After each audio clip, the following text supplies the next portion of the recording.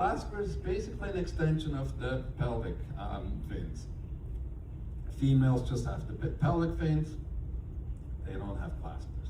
So this is a female, you see the pelvic fins, no claspers. This is a male, you see 2 claspers. But you also notice there's a little groove there. And that little groove can make it quite hard to determine whether it's a male or a female when the shark is about at eye level. The way we identify the individuals is actually the transition from the white belly to the gray top. It's like a fingerprint. And we look at the pelvic area, the gills, and the tails. And you know, you can see like this and this looks similar, but then you have this, but all along that line, it just looks different. Like you look at all these sharks, like here, there's not even gray connecting, so they all look different. If it looks too similar, we would just look at the next area. So if the gills look too similar, we look at the gills and the pelvic area, then the tail, and that way we can have positive identifications. And you see these are all females, no claspers.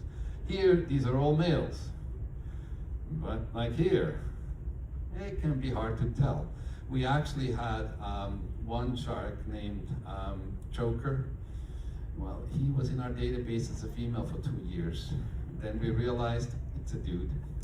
So when you're working with these animals, just like when we thought they're mating out in the middle of nowhere, well, if you want to be right all the time, don't work with white sharks, because you're proven wrong a lot. You know, we observe them, we gather the data, and then we come up with what's the most likely thing, you know, for something. And then as we get more information, we say, oh, maybe we were wrong on that. So you have to be adaptable when you work with these animals. Here you see the gills, and you know, while they are similar, you know, like here and here, you go, yeah, it's pretty similar, but then this is different in this, and this is different in this. So you start looking at these little things, and when you're used to, you know, looking at this, you get very much used to looking at the small differences, and it's like a fingerprint. We do have to have both sides of a shark in order to put them in a database. And we have 453 sharks that are identified. We have about 60 or so that we call orphans, where we only have one side. And we don't want to, you know, put them in a database because we don't want to duplicate them with the left and right side.